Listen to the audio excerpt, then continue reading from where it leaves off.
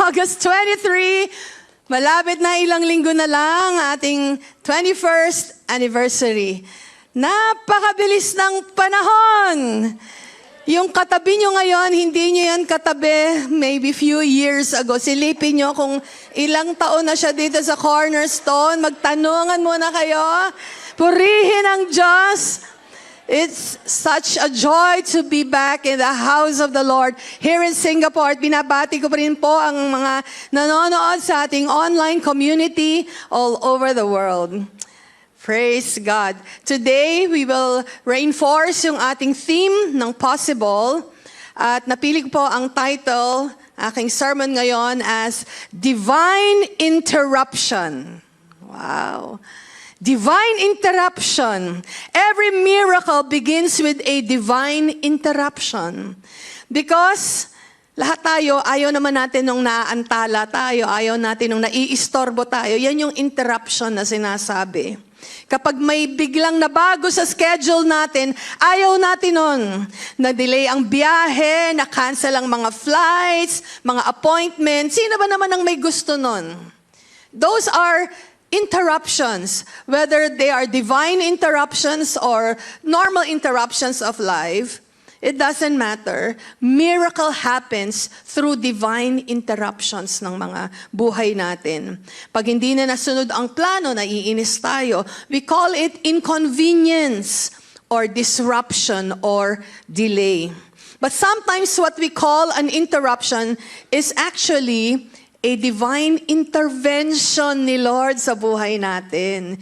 Yung hindi mo inaasahan, iiyak-iyak ka sa bus stop, nakapila ka sa mga remittance, di mo alam, yun na pala yung divine interruption ni Lord sa'yo, may nakabanggaan ka, yung pala magyayaya sa'yo sa church, yung pala yung magpapahiram sa'yo ng pera, di ba? Pagpahiraman na, tama, divine intervention na yon, di mo inaasahan. So may mga pagkakataong binago ng Diyos, yung nakaset nating schedule, pero it's not to really destroy our schedule or our life, but sometimes He is redirecting it. He may close a door, He may delay a plan, introduce an unexpected person sa atin, biglang may nakilala tayo, or bring you into a new season na hindi mo pinili. Those can be some divine interruptions ng Diyos. So today, I want to share with you 3 characters. I chose 3 characters in the Bible who experienced divine interruption sa buhay nila. Mahalaga itong mensahe na to sa pagtungo natin in claiming all the things that are possible. Things from impossible to possible. Mga bagay na hindi natin inaakalang pwedeng mangyari. And through those divine interruptions, posible pala.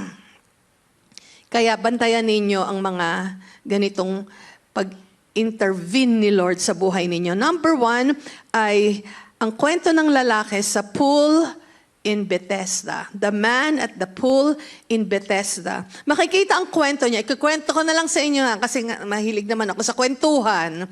Makikita ang text ng kwento ng lalaking ito sa John chapter 5, verse 1 to 9. Gustuhin ko mang may mag-reenact dito, baka ma-distract pa kayo at hindi nyo maintindihan ang kwento.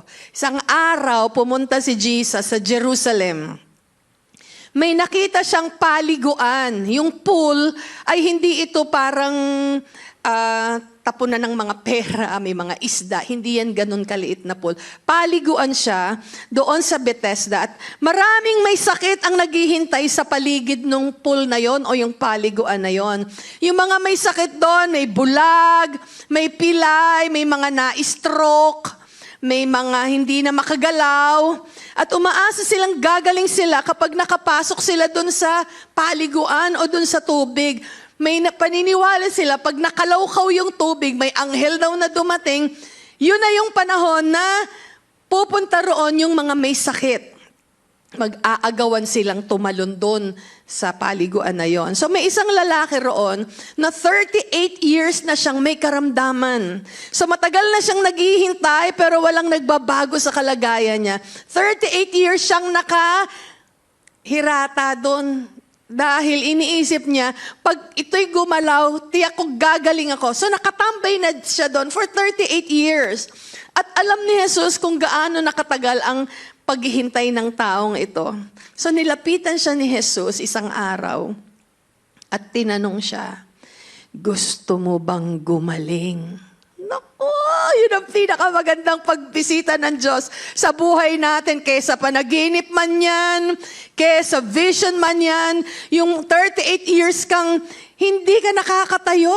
Tapos bigla kang tatanungin, gusto mo bang gumaling? Do you want to be healed? Sabi niya sa John chapter 5 verse 6. At sumagot ang lalaki, ang layo ng sagot. Minsan ganun tayo, iba yung tinatanong, ang sagot natin nasa probinsya. Nasa Singapore ka, umikot-ikot ka ng sagot. Naalala ko nung nasa Vietnam ako, nagturo, nangaral, ang sabi ko, sino ang kailangan ng kagalingan pumunta rito sa harapan? Merong isang lalaki, naglalakad, papunta sa harapan. Di syempre, alam na natin kung anong kailangan niya. Baka may rayuma o masakit ang paa, hindi ba?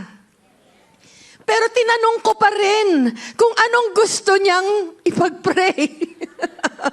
Ano po ang gusto niya ipag-pray? Dapat automatic, di ba? Yung kanyang paa. Sabi niya, ipag-pray niyo po ang tiyan ko. Eh di nagulat ako, tiyan pala ipag-pray. Pero iika-ikang nagpunta doon at ang paa niya ang parang hindi mailakad. Sabi ko, bakit yan? Paa mo ang parang may diferensya. Ay, sanay na po akong ganyan ang paa ko. Wala na siyang expectation. Sanay na po. Minsan ganun tayo. Kagaya ng lalaking ito, 38 years na siya ron, nag-aabang. Pero ang sagot niya, nung tinanong siya, gusto mo bang gumaling? Ang sagot niya, Panginoon, wala pong tumutulong sa akin para makapasok sa tubig. Pinaliwanag niya, bakit hindi siya gumagaling? Ang sagot lang dito ay oo o hindi. Hindi ba? Tanungin ko kayo, gusto niyo ba ng pera? Ayan ang malinaw na sagot. Ganun sana. Pag sinabing, gusto mo bang gumaling? Yes! Correct! Ang sagot niya, wala po kasing tumutulong sa aking makapasok sa tubig. Kapag sinusubukan ko na pong lumapit, nauunahan ako ng iba. Walang nagbubuhat sa akin. At pag ako na may nakausad-usad, nadadaganan na ako ng mga ibang mas may pangangailangan sa kagalingan. 38 years. Kaya ang tanong ni Jesus, tungkol man ito sa kagalingan, ang nakita ng lalaking ito, yung gabundok na mga naging hadlang, kaya siya pilay pa din at hindi nakakatayo. Possible things in life, nagiging posible lang pag tinitingnan natin sa ibang anggulo. Hindi dun sa gabundok na mga hadlang. Kaya nga ang ating get up, ang OOTD natin, sa araw na yan, mga pang-hiker, yung pang-akyat sa bundok, para matanim sa atin, walang bundok na hindi kayang akyatin. Walang sagabal, walang mga problemang hindi kayang tugunin ng Diyos. Walang imposibleng hindi kayang maging posible sa mga nananalig at naniniwala sa Diyos. Kaya sasabayan natin yan. May mga deklarasyon tayo sa araw na yan. So tiningnan ng lalaking ito ang gabundok ng mga naging hadlang sa kanya. At ang sagot niya, walang tumutulong sa kanya para kargahin siya. Sinabi ni Jesus sa kanya, tumayo ka. Kulang na lang sabihin, wala sa tubig ang kagalingan mo. Nasa kanyang salita. Tumayo ka, buhatin mo ang iyong higaan at lumakad ka. Alam niyo ba, habang inaaral ko to kagabi, pinanood ko pa to sa YouTube. Saan kaya tong John chapter 5? Tingnan ko nga yung kwento. Ang ganda na picture ko siya. Napanood ko na, wow, ganito pala. Ang sabi ng lalaki, sino ka ba? Hindi niya naman alam na si Jesus yun. Hindi kasi rin nagpakilala na siya si Jesus. Kaya, expected na ang lalaking ito, Teka, sino ka ba nagpapatayo-patayo sa akin? 38 years na nga ako rito.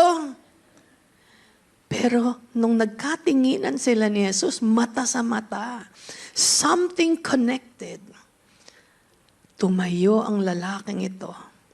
Nakalakad siya. Ang sabi ni Jesus, bitbitin mo yung banig mo, huwag mong iwanan dyan, kasi hindi ka na babalik dyan. Tapos na ang 38 years.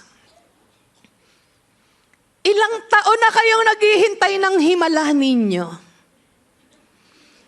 Nawala na kayong expectation na pwedeng gawin ng Diyos. Kaya nilagay natin doon, unusual, uncommon, unexplainable miracles of God. Nagiging posible ang mga imposible. Excited ako, tatawirin natin. Maraming patotoo akong maririnig. Marami akong aabangan ng mga testimonies ninyo na ang mga imposible naging posible.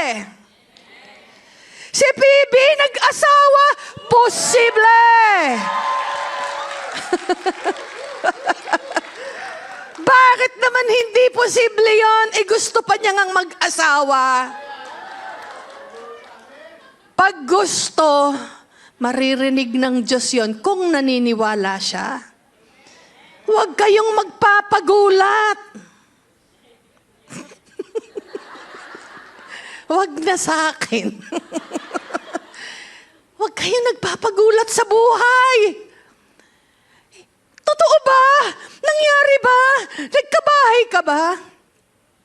Kung pinanood ninyo yung furniture natin, istorya ni Sheila, istorya ni Sharon, tingnan niyo sa page natin. Ako'y manghang-mangha eh. Meron akong banal na pagkainggit. Bakit kamo? Pinaaral ang kanyang anak si Sharon. Binigyan siya ng bonus, nakabili siya ng bahay. Binigyan siya ng amo niya ng bonus, nakabili siya ng bahay. Pinaaral ang kanyang nag-iisang anak hanggang makatapos sa kolehiyo. Wala siyang kahit 5 ginastos. Pinapunta pa sa Singapore pagkatapos ng mag-graduate. Binigyan pa ng pocket money. Hindi 1,000, hindi 2,000, 5,000. Sa tagal ko rito, hindi nga ako binigyan ng boss ko ng 5,000, Pastor Yang. Nananawagan ako sa iyo. Baka naman. Hindi ako nagdaramdam. Pero imposible yun. Naging posible. Hallelujah! Purihin ang Diyos. 38 years of waiting. 38 years of disappointment. 38 years of watching other people move forward. 38 years of seeing others receive what He desperately wanted. Sayang na mga taon. Buti na lang nung araw na nagkaroon ng divine interruption, naniwala siya. At hindi niya inisip-isip, sino ba to? Kasi tinanong siya ng mga religious leaders, Aba, saan ka pupunta? At bakit bit-bit mo yung iyong banig? Kasi ang sabi nung lalaki, sino yung lalaki nagsabi sa'yo? Hindi ko kilala. Hindi niya kilala. Sabi niya, namagikan ka lang. Alam mo bang araw na ito ng Sabat, hindi dapat kumilos. Hindi dapat magbuhat. Sabi ng lalaki, wala akong pakialam sa Sabat. Tumayo ako, gumaling ako. Binitbit niya ang kanyang banig. Lumakad siyang palayo. Alam niyo ba, pagbabasahin niyo ang Biblia, nakita ulit ito ni Jesus, itong lalaking gumaling. Sa ibang area naman, nakita siya, wow, you are still well. Umayos ka, sabi ni Jesus, dahil baka mas malala ang mangyari sa iyo. May ganong kwento. Ibig sabihin, pag naramdaman mo yung himala sa iyo ng Diyos, abay, tumuwid ka sa buhay mo, wag mong baliwalain yung himala na natanggap mo. Si Jesus mismo nagsabi, you stayed well. Magbantay ka sa iyong sarili. Stop sinning. Sabi niya, stop sinning. Siguro nakita sa Jesus na party-party ka ha, buka ka mo nakakatayo-tayo ka na. Wala namang sinabing party-party, chug-chug-chug-chug. Walang ganon sa Biblia. Pero tiyak ko may nakita si Jesus. Bakit niya sasabihin yun? Stop sinning. something worse could happen to you. Hindi tayo, alam niyo ba, minsan ang gusto lang ng tao himala. Gusto lang ng tao, wow, yes, miracle. Nakalimot na. It started with a divine interruption of God. His intervention that is so powerful. We experience, we receive, we see, we witness the hand of God. And yet we can easily forget. Yan ang kwento ng lalaking ito. Nasabi niyo na marahil kung malaki sana yung sahod ninyo, maniniwala kayo sa mga bagay pa na gusto nyong ipundar. Kung sana nakita nyo si Mars, hindi sanang ganito ang buhay ninyo o hindi ka iniwan ng asawa mo. Marami nating pwedeng tingnan na isisisi natin sa iba kaya wala yung himala. Kasi yung walang hiya kong asawa, iniwan ako eh. Di sana hindi ako nahihirapan eh. Kung sana nag-aral ang anak ko kasi ng mabuti. Hindi sana ako dito parang 10 years na nag-aaral pa rin. Hanggang 5 taon lang ang kolehiyo. Di ba may ganon? 10 taon na nagpapaaral ka pa rin. Ano ba talaga gusto mong gawin sa buhay mo, anak? Maawa ka sa nanay mo. Nag-iis-is ako ng toilet hanggang ngayon, anak. Hindi na ako halos kumain para ipadala sa inyo, anak. Sabi ko sa'yo, iuwi mo diploma. Inuwi mo si Maria. Diploma. Anong pangalan? Ito po ang diploma, Ahinay. Nasa tiyan. God may answer your prayers, but not through the method you expected. Tulad ng lalaking ito. Hindi niya ina-expect na ganun lang pala kadali. Ganun tayo, hindi natin ina-expect minsan. Ito na pala! Himala na pala! Sa August 23 ko pala natanggap. Kasi may faith na nagra-rise up dyan. Natanggap ko ang himala sa araw na yon. Kaya magsama kayo ng mga may sakit. Yun ang regalo nyo sa kanya. Ininterrupt nyo, oy, wag ka nang kung saan ka pa pupunta. Sumama ka sa akin sa simbahan. Kasi baka yun na yung araw na matanggap niya yung kanyang himala. Inabala mo, sinira mo yung schedule niya. Di bali na, sisirahin ko schedule mo, sumama ka sa akin. Marami sa atin nakatanggap ng mga himala sa hindi nating inaasahang methods. God may answer your prayer. We have a slides for that, but not through the method you expected in your life. Kaya wag mong ikulong ang himala ng Diyos sa paraan ng pamilyar sa iyo. Ito kasing pamilyar. Magsisindi ba ng kandila? Sasayaw ba para magkaanak? Saan ba yan? Dadayuhin ba yan? Mga pamilyar na paraan para makatanggap ng himala. Huwag mo ikulong ang Diyos sa mga paraan na alam mo. Kasi pwedeng mag-intervene o yung divine interruption ni Lord sa buhay mo mangyari. Kayang kumilos ng Diyos sa parang hindi natin inaasahan. Say Amen! Kaya kumilos ng Diyos sa mga paraang hindi natin inaasahan. Jesus interrupted the man's long cycle of waiting. At sana i-interrupt din ni Lord ang mga long cycle ng waiting ninyo. Ang sabi ng Diyos sa Isaiah chapter 55 verse 8, "For my thoughts are not your thoughts, neither are your ways my ways, declares the Lord." Ang aking mga pag-iisip ay hindi nyo pag-iisip. Ang aking mga kapamaraanan ay hindi nyo kapamaraanan. Kaya wag nating kwentahin, wag nating ikulong ang Diyos sa kapamaraanan kung saan pamilyar lang tayo doon. Ihanda natin itong impossible to possible. In-stretch ko ang inyong faith to see things how God will move sa mga unexpected. Ayan ang tao sa paliguan sa Bethesda. Sino pa ang gusto kong piliin? Si Moses.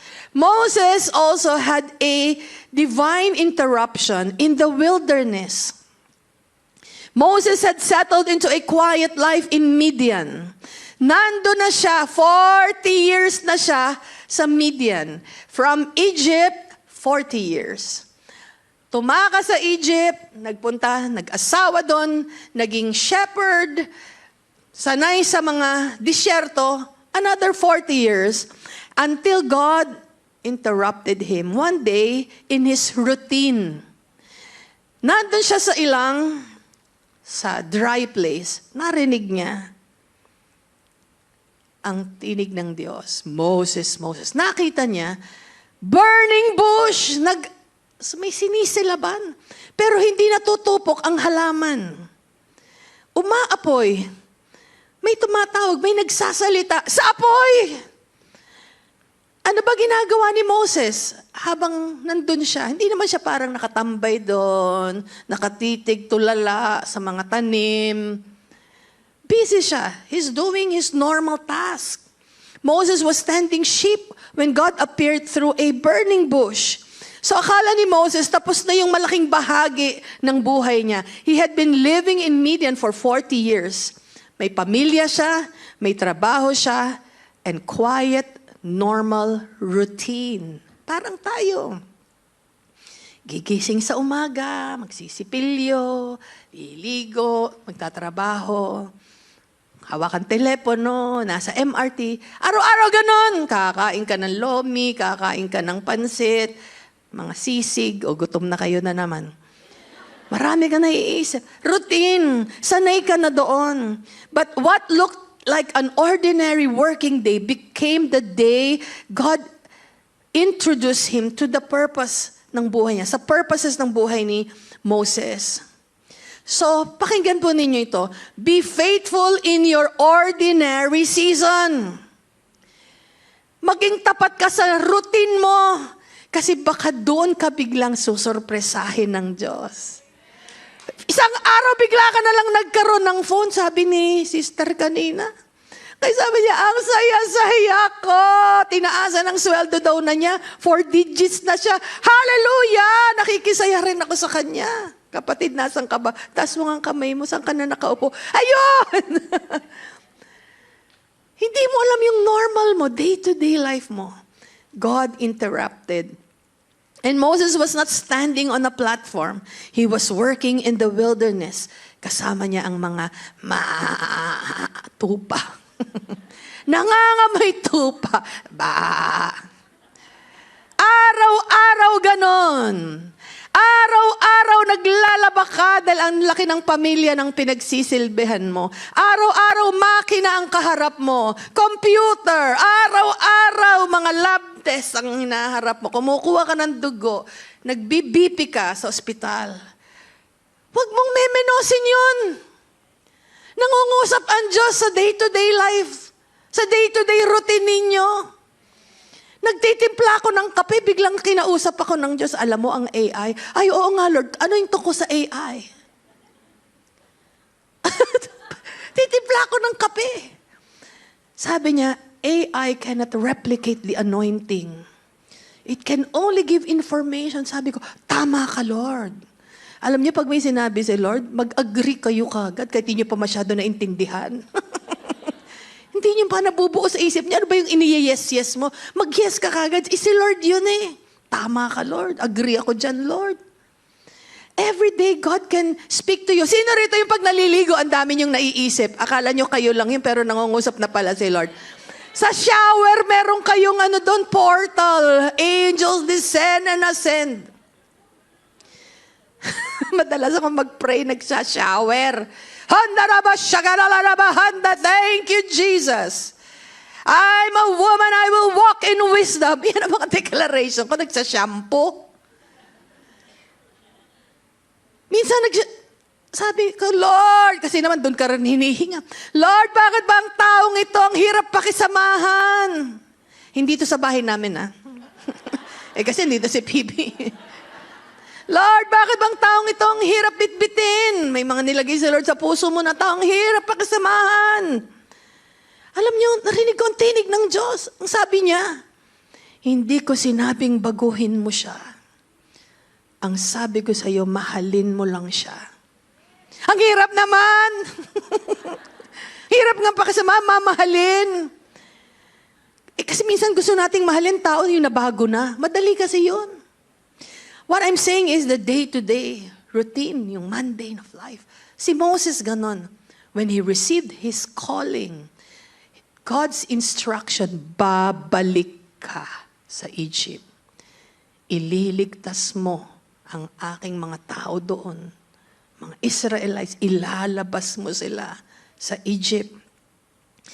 So God can interrupt you while you're working in your office, while you are serving quietly in church. Nagmamap ka dyan sa labas. Bisa magre-reklamo kang kamamap tong mga taong hindi tinatapon yung kape nila, tulo-tulo dito. Kaysa ganun ang mga sinasabi mo. Itong mga taong tungilala, ipa-flash na lang, hindi pa flinash. Diba, ang daling magreklamo. Everyday, maging focus ka, baka may sinasabi sa'yo si Lord. Baka may binubulong sa'yo. Doon ang focus. Do not despise ordinary seasons. Moses' plan was to care for sheep, but God's plan was for him to shepherd a nation. Ang laki ng itinalon. From shepherding sheep to shepherding a nation. From looking after a family, binigyan ka ni Lord ng sarili mong pamilya na aalagaan. Dalaga ka, naglingkod ka rito, matagal. Nakakita sa'yo, apam, wow. Feeling mo, ito na. Ang prayer mo, puro na, siya na nga, siya na nga, siya na nga. Siya nawa, siya na nga, siya nawa. Nakakita ka ng blue eyes. Nakakita ka ng tall, white, and handsome. Uy, mayroon tayo ritong mga miyembro nando na sa Norway. Kaway-kaway mga taga-Norway, nanonood sila.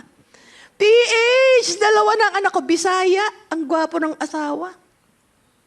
May bahay sa Norway. O baka naman mag-apply kayo sa Norway. Madali daw doon mag-asawa ang mga Pinay. What am I saying?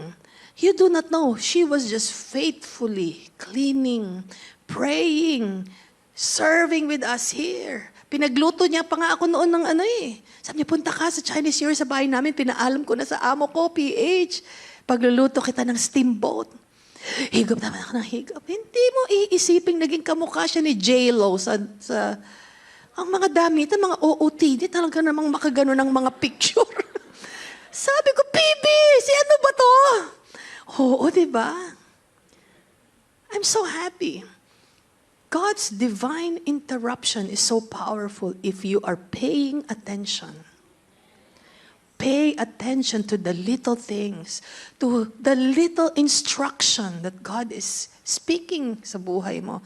And last, si Gideon. Sino si Gideon? Gideon, lumabas ka! Si Gideon, ininterrupt siya sa kanyang insecurity. Natatakot kasi si Gideon. Gideon was hiding from the Midianites when the angel of the Lord appeared and said, "The Lord is with you, mighty warrior." Sino ba yung sinasabi mo? Sino ba yung tinig na yan? Anghel ba yan? Nagpakita ang anghel. Sumasayong Diyos. Mighty warrior. Hindi siya tiningnan na natatakot na nagtatago. Hindi sinabi ng anghel, lumabas ka dyan.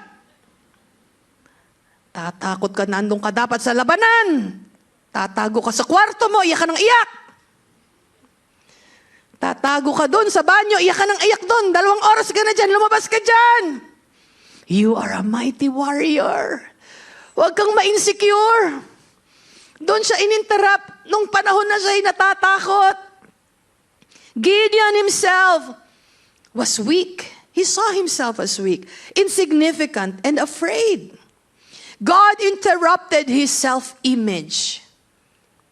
At guilty tayong lahat dito. Many times, in and out tayo on how we see and perceive ourselves. Good times, you feel good. You feel strong. You feel you can do all things through Christ who strengthens you. On not so good days, you feel weak. Parang talong-talo ka, gusto mong makipaggera, gusto mong sumagot-sagot, gusto mong sigawan si madam, gusto mong iwanan ng trabaho, gusto mo na mag-resign. 2 buwan ka pa lang. Inutang mo pa nga yung pang-placement sa agency. Gusto mo na agad umuwi. He confronted the identity Gideon had accepted. May tinanggap si Gideon na identity sa sarili niya. Na siya ay mahina, na hindi niya kaya. Kaya ang anghel ang sabi sa kanya, "The Lord is with you, mighty warrior." Gusto ko yan, yung mga ganyang interruption, yung pagpasok mo sa kwarto mo, "Wow, the Lord is with you, Hazel. You are a mighty warrior." Di ba maganda yon? Gusto natin yung mga ganong mga kapahayagan. So some interruptions come because God is breaking an old label sa mga buhay ninyo. Kaya ginulo ni Lord ang schedule ninyo. Kaya siya pumasok at na pinanghimasukan yung mga decision ninyong gagawin ay dahil gusto niyang ma-break yung iniisip ninyong ordinaryong tao lang kayo. Bakit naman ikaw papansinin ng Diyos? Di ba minsan ganon? Sasagutin ba ni Lord to? Baka sila lang na mga pastor na sasagot yung prayer. Baka kami hindi. Yan, poor self-image yan. I am not qualified. Wala akong natapos. Ba't ako makakakita ng mga posibleng bagay? I am from a small family. Hindi sikat pamilya namin. Magsasaka ang tatay ko. May sari-sari lang kami doon. Sira ang pamilya namin. Ampon lang ako. Putok sa buho. Paanong magkakaroon ng great destiny? These are poor self-image. And God wants to interrupt you from those things you label yourself and you accepted it. Lalo na itong gantong mga pagtingin sa sarili. Naku, makasalanan ako. Ang dami kong sablay sa buhay.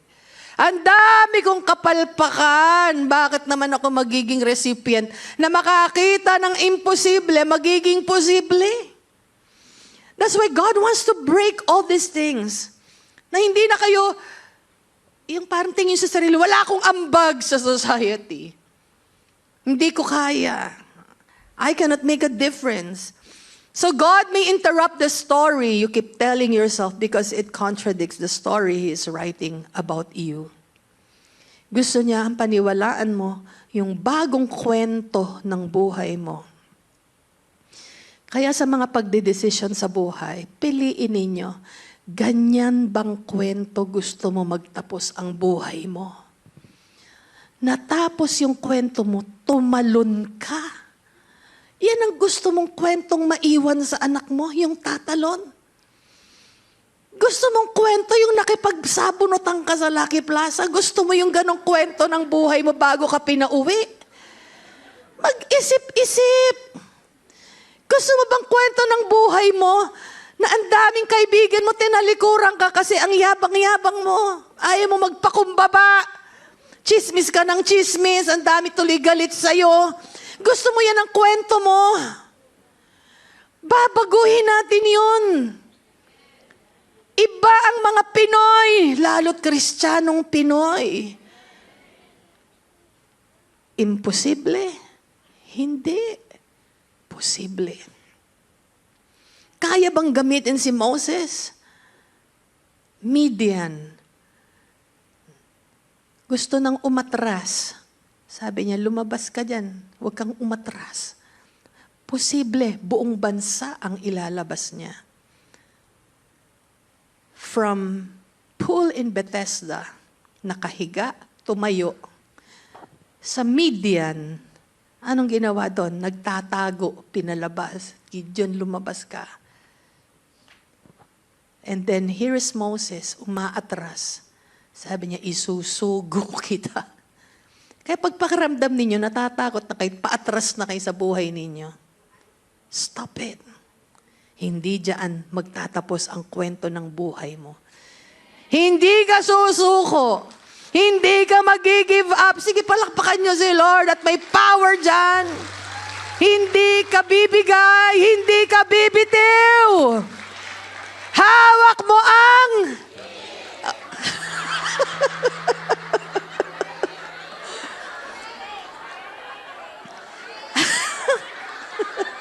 Hawak mo ang faith. Sinusubukan ko lang kayo. Bit kayo ng bit. Salamat, Lord, sa araw na to. Manalangin tayo tayong lahat. Panginoon, lumalapit kami sa iyo ng may pusong bukas at buhay na lubos na sumusuko. Patawarin mo kami, Panginoon, sa panahong mas pinanghawakan namin ang sarili naming plano kaysa sa iyong kalooban. Patawarin mo kami kapag sinubukan ka naming ikulong sa aming schedule, sa aming paraan na alam naming tama, sa mga expectations namin, nilimitahan ka namin, Panginoon. Ngayon, buong tapang naming dinadalangin, Lord, interrupt us. Intervene in our situations, in our daily life. Lord, kung may plano kaming maglalayo sa amin sa purpose mo, pigilan mo kami. Kung masyado na kaming komportable at ayaw nang lumago, ilabas mo kami sa aming comfort zone. Kung mali ang aming iniisip at may bago kang gustong ipakita, baguhin mo ang aming pananaw.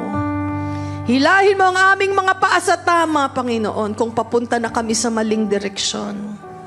At kapag sinasabi namin hindi namin kaya, ipakita mong walang imposible sa iyo. Salamat, Panginoon, sa buhay na binigay mo sa amin. We will continue to be grateful. We will continue to believe the miracles you have for us. They are waiting. They are for us. It's our portion. We will believe the impossible becoming possible.